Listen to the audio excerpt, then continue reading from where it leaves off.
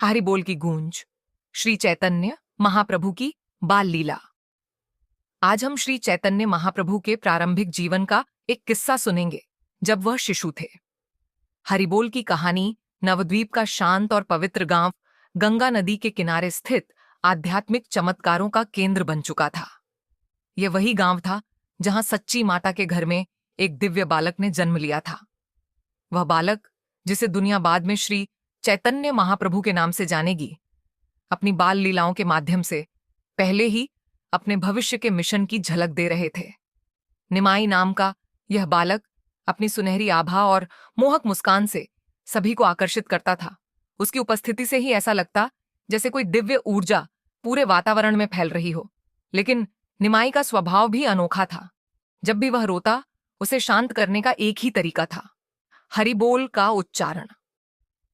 यह घटना एक दिन तब शुरू हुई जब सच्ची माता ने अपने नन्हे निमाई को गोद में लिया और वह अचानक जोर जोर से रोने लगे।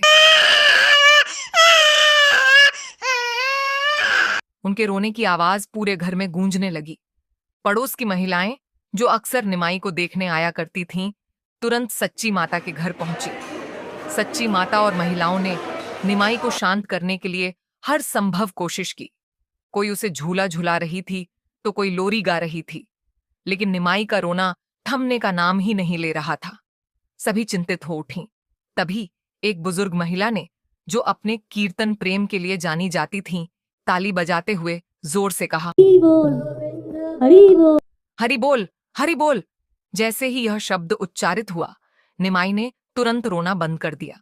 सभी महिलाओं ने हैरानी से देखा कि बालक, जो कुछ क्षण पहले रो रहा था, अब मुस्कुरा रहा था।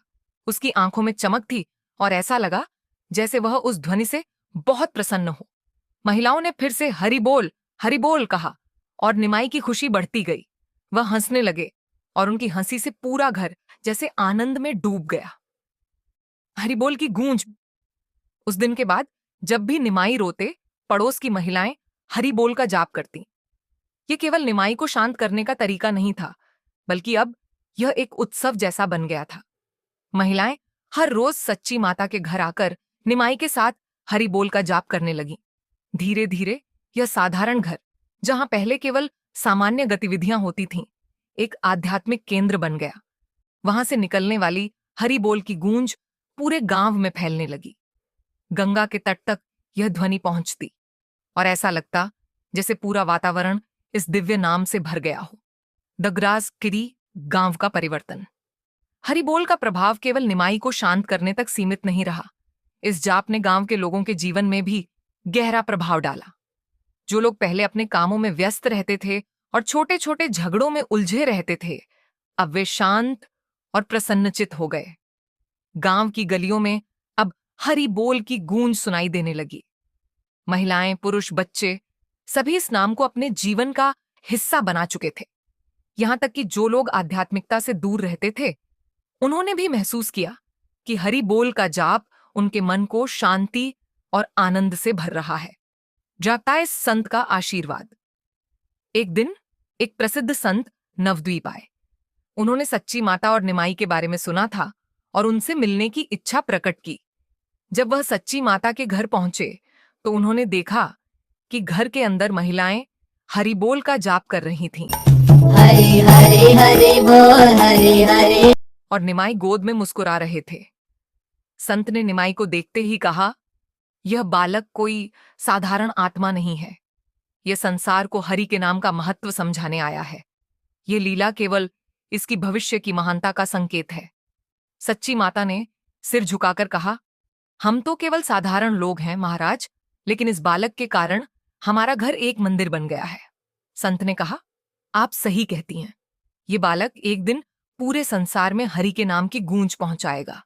ये मानवता के लिए एक आशीर्वाद है। झलक। संत के जाने के बाद भी हरि बोल का जाप जारी रहा। निमाई की बाल लीलाएं लोगों के लिए प्रेरणा का स्रोत बन गईं। ऐसा लगता था जैसे यह बालक पहले ही अपने जीवन का उद्देश्य पूरा कर रहा हो। इस प्रकार श्री चैतन्य महाप्रभु ने अपनी बाल अवस्था में ही हरि नाम के प्रचार का प्रारंभ कर दिया। उनकी भोली मुस्कान और सरल लीलाएं एक आध्यात्मिक क्रांति का आधार बन गई, जो आगे चलकर लाखों लोगों को भगवान के प्रेम में डुबो देगी।